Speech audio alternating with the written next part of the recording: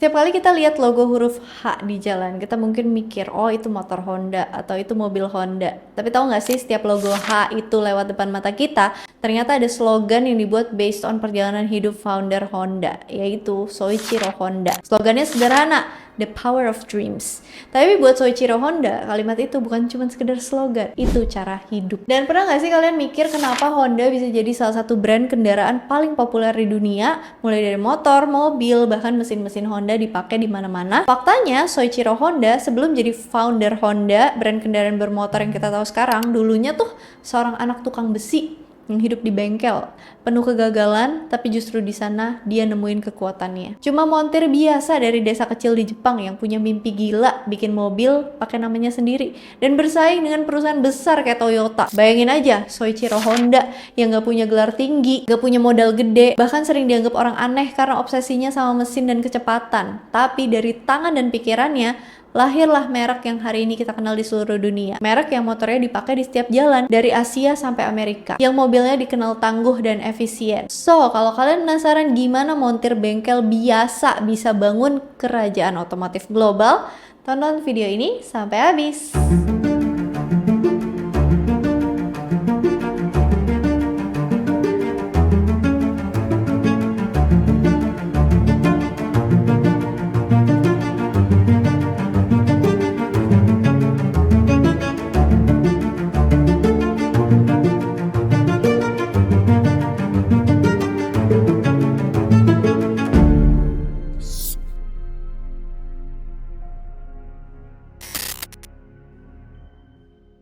Kita flashback jauh ke tahun 1919, tepatnya di Iwata, kampung halaman Soichiro Honda. Asal muasal mimpi Soichiro dimulai. Waktu pertama kali lihat mobil Ford lewat di desanya, dia takjub banget ngelihatnya. Dan saat itu juga dia bilang dalam hati, suatu hari nanti aku akan buat kendaraan dengan tanganku sendiri.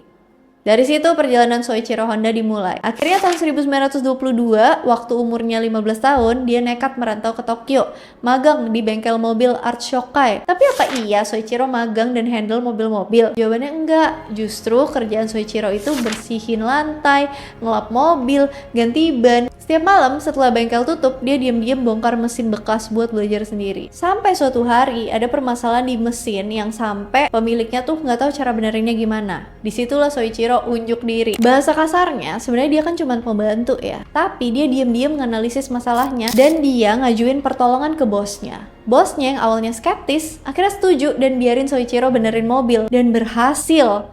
Mulai dari situ, Soichiro diajarin lebih dalam sama bosnya soal mesin-mesin. Setelah 6 tahun di Art Shokai, dia balik ke Hamamatsu dan buka bengkel sendiri. Namanya Art Shokai Hamamatsu. Di situ dia mulai eksperimen deh, bikin mobil balap dari sasis bekas dan mesin pesawat rusak. Di situ dia mulai bereksperimen bikin mobil balap. Salah satu proyeknya bahkan dikasih nama Hamamatsu Go, mobil eksperimental hasil rakitan tangannya sendiri. Tapi waktu dites di jalan, mobil itu kecelakaan parah karena sistem remnya gagal.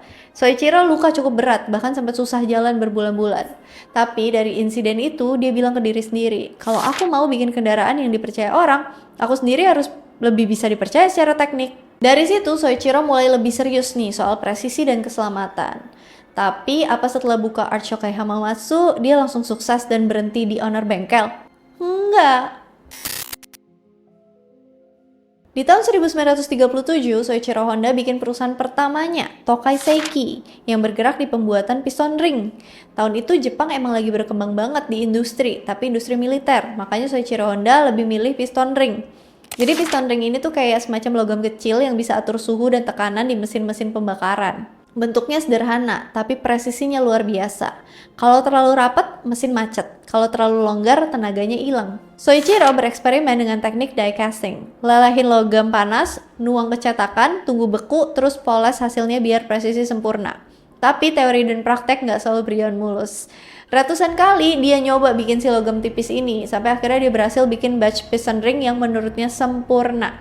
50 buah, dibuat dengan presisi terbaik yang dia bisa. Dan dia tahu persis kemana harus bawa ini, ke Toyota Motor Company. Yang waktu tahun itu lagi terkenal-terkenalnya, dia bawa 50 sampel piston ring buat uji coba di Toyota Pusat.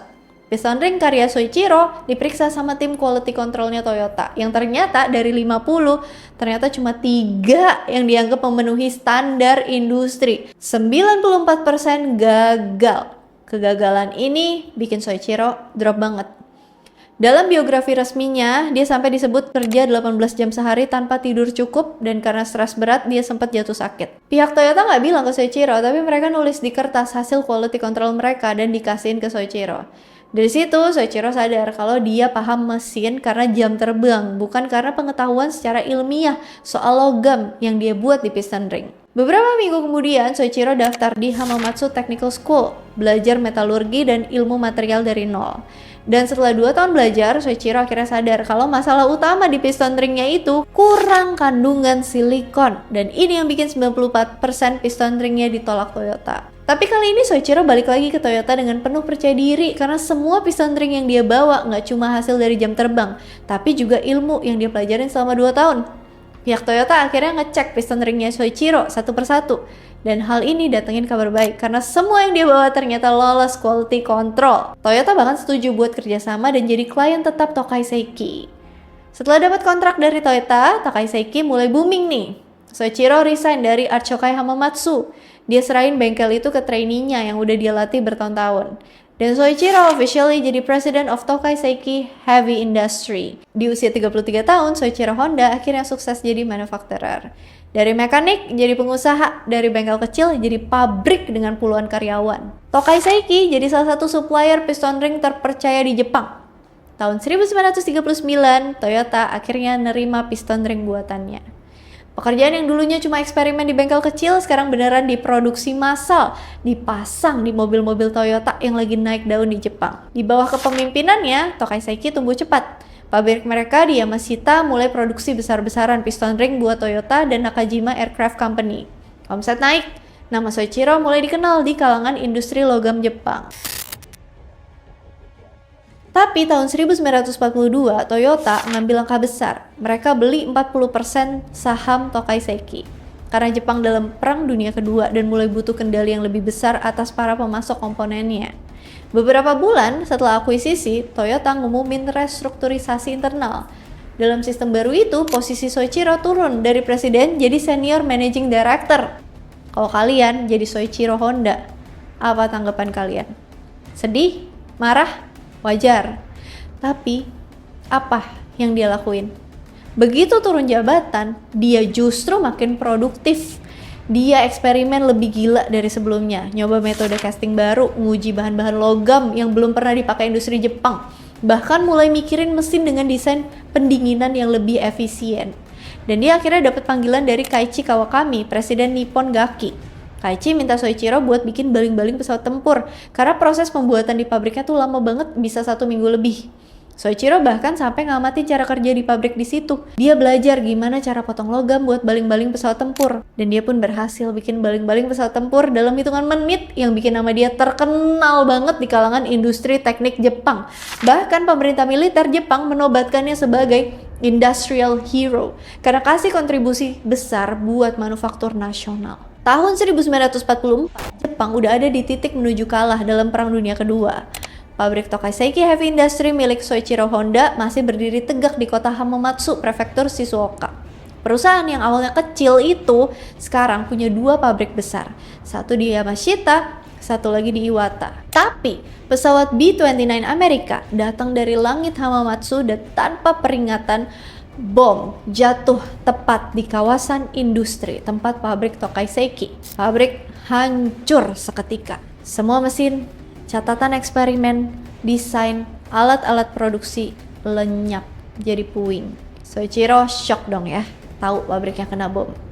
Bahkan belum selesai dari masa sedih, beberapa bulan kemudian, tanggal 13 Januari 1945, bencana alam datang. Gempa Mikawa mengguncang wilayah Iwata, dan di antara bangunan yang hancur adalah pabrik Iwata milik Tokai Seiki. Pabrik terakhir yang masih tersisa. Bayangin 2 tahun berturut-turut 2 pabriknya hancur. Satu karena bom, satu karena alam. Dalam hitungan bulan kerja keras hampir 1 dekade lenyap gitu aja. Setelah perang, banyak kota hancur, bahan bakar langka, dan jaringan transportasi porak-poranda. Bagi sebagian besar rakyat, sepeda satu-satunya kendaraan yang masih bisa digunakan. Walaupun masih dalam nuansa sedih, Soichiro tiba-tiba dapat inspirasi buat bangkit. Dia mikir, kalau semua yang aku punya bisa hilang secepat ini, berarti aku harus mulai sesuatu yang gak bisa dihancurkan siapapun. Dia nemu potensi setelah Jepang kalah dalam perang. Motorisasi, karena waktu itu sepeda jadi transportasi utama untuk bepergian. Jadi, pada tahun 1946, dia bikin kendaraan kecil yang bisa ngebantu orang Jepang bergerak lagi. Dengan uang hasil penjualan sisa aset Tokai Seiki ke Toyota, Soichiro mendirikan Honda Technical Research Institute di bulan Oktober 1946. Tempatnya cuma sebuah gubuk kayu kecil berukuran 16 meter persegi di Hamamatsu dan timnya cuma 12 orang. Dia mulai bereksperimen dengan mesin generator kecil bekas militer, sisa perang yang awalnya dibuat untuk alat komunikasi pasukan. Hasilnya, sepeda biasa yang bisa melaju tanpa dikayuh, murah, ringan. Waktu itu, harga sepeda bermotor rakitan Honda itu jauh lebih terjangkau daripada kendaraan lain di Jepang. Selain itu, karena motor ini juga irit bahan bakar. Dan karena kebutuhan transportasi murah sangat tinggi, produk itu langsung laris di pasaran. Bahkan saking larisnya, stok mesin jadi menipis. Soichiro sadar, kalau mau terus bergerak, dia nggak bisa terus bergantung pada sisa perang. Dia harus bikin mesinnya sendiri, walaupun kayaknya mustahil ya. Tapi apa sih yang nggak mungkin? Akhirnya, Soichiro dapetin satu solusi. Dari mesin generator kecil itu, dia pelajarin isi di dalamnya, dibongkar, diamatin. Dia bahkan mulai ngetes sendiri komposisi logam, suhu peleburan, dan bentuk cetakan mesin. Soichiro mulai lagi dari awal buat ngerakit.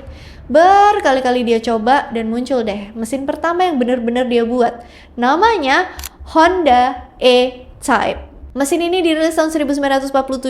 E-Type ini mulai diproduksi di bengkel kayu kecil Honda sebelum akhirnya mereka pindah ke fasilitas baru di Noguchicho, Hamamatsu tahun 1948.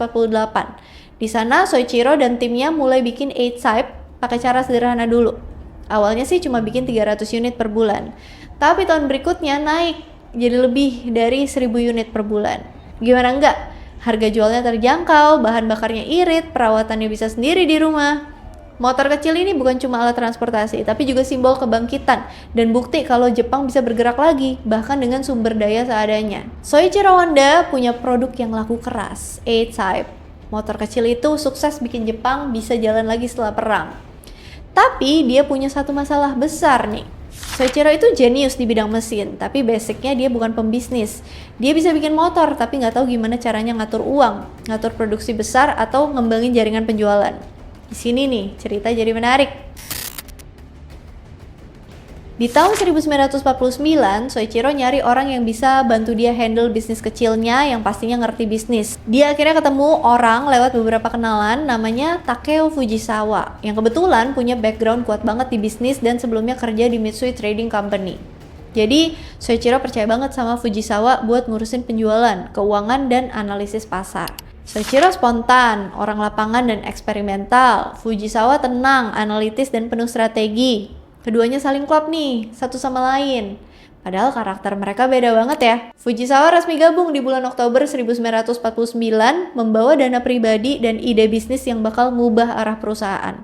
Dia mulai dari hal simpel dulu nih, ngerapiin keuangan, bikin sistem penjualan, dan yang paling penting, membangun jaringan dealer Honda di seluruh Jepang. Di sisi lain, Soichiro fokus banget sama urusan mesin.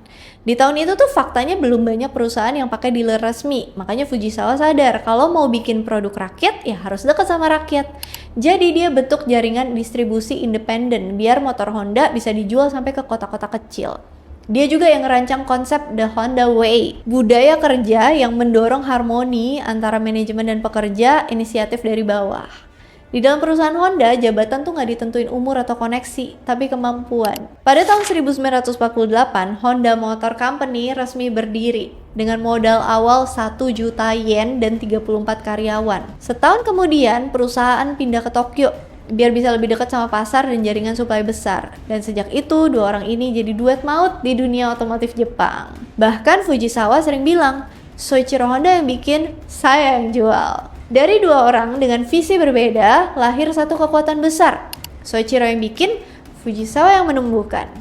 Dan bareng-bareng, mereka ngebangun pondasi yang bikin Honda nggak cuma jadi perusahaan, tapi jadi legenda.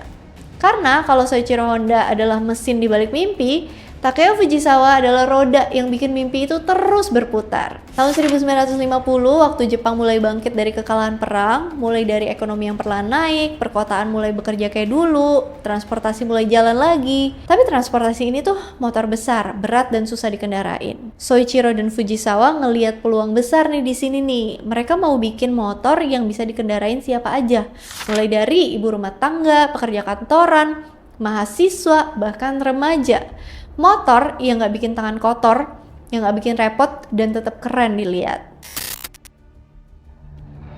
Jadi di tahun 1956 mereka pergi traveling di Jepang buat riset nih, motor kayak gimana sih yang sebenarnya masyarakat butuhin.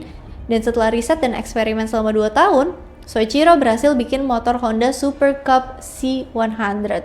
Jadi Super Cup dibuat dengan cover depan yang nutup mesin biar nggak kena cipratan oli dan biar lebih aman.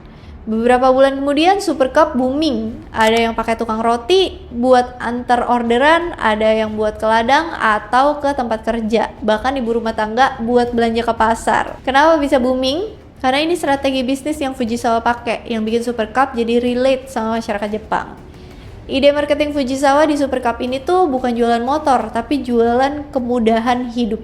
Jadi masyarakat bakal langsung mikir kalau mereka pakai Super Cup, mobilisasi mereka bakal lebih cepat pasca perang. Saking boomingnya, Super Cup mulai nih dilirik sama Amerika Serikat. Bahkan sampai dibuatin video kampanyenya dengan tagline atau slogan legendaris, "You meet the nicest people on a Honda." Super Cup bukan cuma laku di Jepang dan Amerika, tapi juga di seluruh dunia. Mulai diproduksi di Asia Tenggara, Eropa, sampai Afrika. Nah, dari Super Cup inilah muncul slogan The Power of Dreams. Tapi apakah sampai situ aja perjalanan Soichiro Honda? Jelas enggak. Di tahun 1959, Soichiro nekat nih ikutan balap motor yang berkelas waktu itu, Isle of Man City di Inggris. Tim Soichiro ini terdiri dari Naomi Taniguchi, Giichi Suzuki, Taisuke Tanaka, Junzo Suzuki, dan Bill Hunt. Walaupun kalah sih ya, karena ya motor yang dipakai sama tim Soichiro pas partisipasi tuh belum spek motor balap level dunia. Waktu itu tim Soichiro pakai motor yang kecepatannya maksimal di sekitar 170 km per jam, sedangkan rival mereka bisa sampai 200 km per jam. Jadi di lintasan sepanjang 60 km dengan 200 lebih tikungan, motor yang dipakai mereka nih agak jauh dari performa dan stabilitas. Selain itu, tim Soichiro, Naomi Taniguchi juga kurang pengalaman buat terjun ke sirkuit balap karena ya itu pertama kalinya buat dia. Tapi meskipun nggak menang, semua tim naungan Soichiro Honda finish di 10 besar dan Naomi Taniguchi peringkat ke-6 loh. Keren ya untuk ukuran first time. Dan Soichiro nggak kecewa, bahkan dia semangatin timnya sambil bilang, yang penting kita belajar sesuatu yang nggak bisa dibeli sama uang. Dan bener aja, dari data balapan Isle of Man, tim Honda belajar tentang aerodinamika, bahan bakar, dan pendinginan mesin. Soichiro dan timnya pulang ke Jepang buat riset. Dia terus kembangin mesin putaran tinggi yang bergengsi dan setara sama mesin balap dunia. Dan di tahun 1961, tim Soichiro balik ke Isle of Man City dan lebih percaya diri. Menang, bawa pulang title pabrikan pertama dari Jepang yang juara dunia. Semangat Soichiro akhirnya makin berkobar dong ya. Dia bilang nih ke timnya, kalau kita bisa bikin motor, kenapa nggak bikin mobil juga?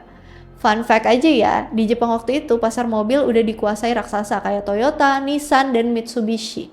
Jadi, waktu Soichiro bilang gitu, orang-orang pada nggak yakin dan cenderung skeptis. Dan Soichiro ini tuh nggak punya basic di mobil, bahkan nggak ada fasilitasnya sama sekali. Tapi Soichiro percaya diri nih buat bikin proyek mobil yang dikasih nama A40 dan berkembang jadi model final bernama Honda T360. Rencananya ini bakal jadi mini truck ringan yang bisa dipakai buat usaha kecil, buat ngangkut barang, buat bantu ekonomi Jepang yang waktu itu lagi bangkit. Mulai nih Soichiro ngumpulin beberapa engineer buat bantu dia bikin mobil. Yang awalnya sketsa kasar, pelan-pelan jadi bentuk mobil dan selesai dengan nama Honda T360. Itu pertama kalinya Honda bikin mesin mobil beneran dan langsung sukses di pasar. T360 sukses besar, Soichiro rilis lagi nih mobil yang lebih kecil dan mungil di tahun yang sama, namanya S500 yang launching di bulan Oktober tahun 1963. Alasan Soichiro pengen bikin mobil ini karena dia pengen banget ada mobil dari Jepang yang bisa bersaing sama mobil-mobil keluaran Inggris. Muncul deh mobil S500 yang mesinnya itu setara sama mobil balap. S500 emang jadi kebanggaan barunya Soichiro. Mobil kecil, ramping, cepet, lincah, sukses besar. Karena ngebuktiin kalau mobil buatan Jepang itu ternyata bisa bersaing sama mobil sport Eropa. Tapi buat Soichiro, S500 itu justru baru pemanasan. Dia nggak lagi cuma pengen bikin mobil buat jalan raya, tapi mobil yang bisa ngebut di lintasan paling ganas di dunia. Dan satu-satunya tempat di dunia yang bisa ngasih tantangan kayak gitu cuma satu, Formula One. Tahun 1964, Honda resmi turun di ajang Formula One, arena balapan paling terkenal. Niat banget mereka sampai bikin mobil mereka sendiri, namanya Honda RA271. Mobil ini nggak dibeli dari siapapun, semuanya dibuat sama tim Honda di Jepang. Mulai dari mesin, sasis, sampai sistem bahan bakar. Ya walaupun nggak menang karena mereka masih kurang di bagian mesin mobil. Dan juga pembalap mereka, Ronnie Bucknum, yang masih tergolong baru dan belum pernah di F1 sebelumnya. 2 tahun setelahnya, Soichiro nekat lagi buat terjun ke arena balap. Pastinya setelah kaji ulang kekurangan di mobil yang timnya buat ya, yang sebelumnya. Balik ke Hamamatsu, mereka sadar kalau yang salah bukan tenaga atau kekuatan mesin, tapi bobot mobil yang nggak seimbang. Jadi mereka rakit dari awal dan muncul mobil seri RA272. Bobotnya lebih ringan 50 kilo dibanding sebelumnya. Namanya nggak beda jauh. Yang pertama 271, yang kedua 272. Setelah uji coba dan aman, Honda balik lagi nih ikutan F1. Sekarang sama 2 pembalap, Richie Ginter dan Ronnie Bucknum. Nah, yang paling gong nih waktu di Mexican Grand Prix, kan cuacanya cerah ya. Saking cerahnya di dataran tinggi, oksigennya jadi rendah. Hal ini bikin banyak mobil struggle dan keluar jalur. Tapi RA272 malah stabil, bahkan gak ada tanda-tanda masalah. Bahkan sampai 65 putaran, sampai Richie Ginter diumumin jadi pemenang nomor 1. Sampai Honda menang sama mobilnya dan gak ada tanda-tanda kerusakan sama sekali.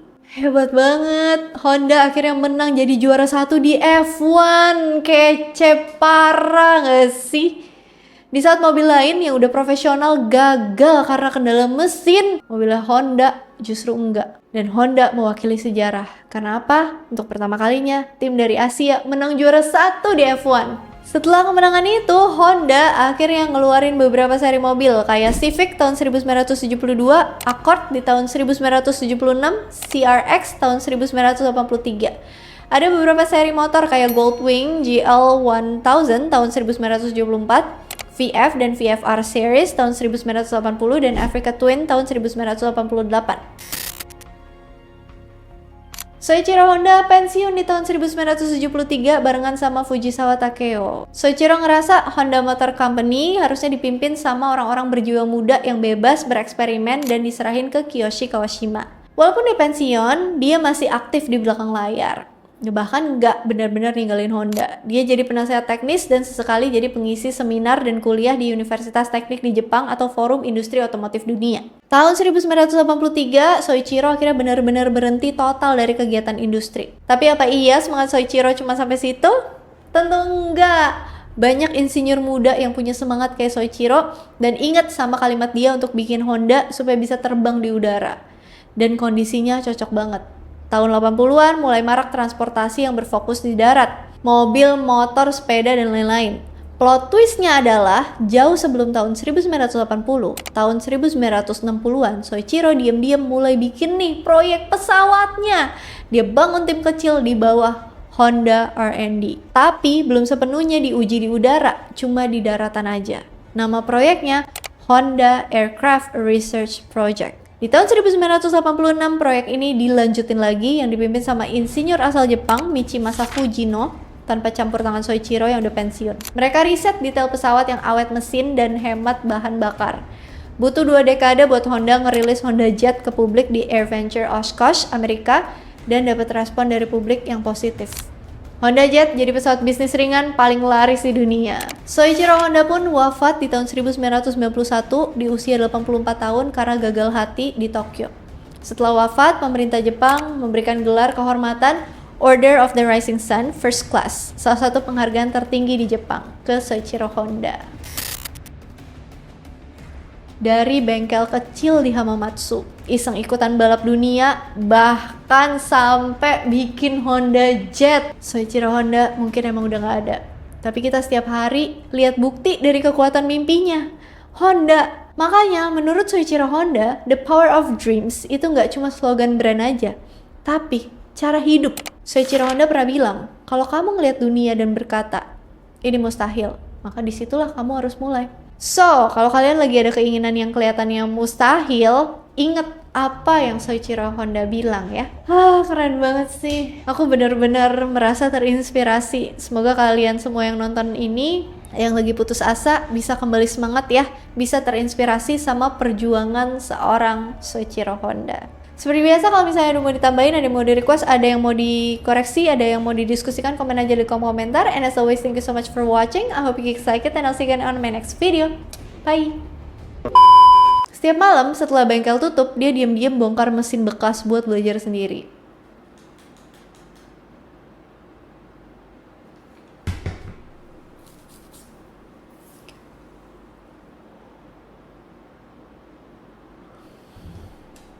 Bereksperimen bikin mobil balap dari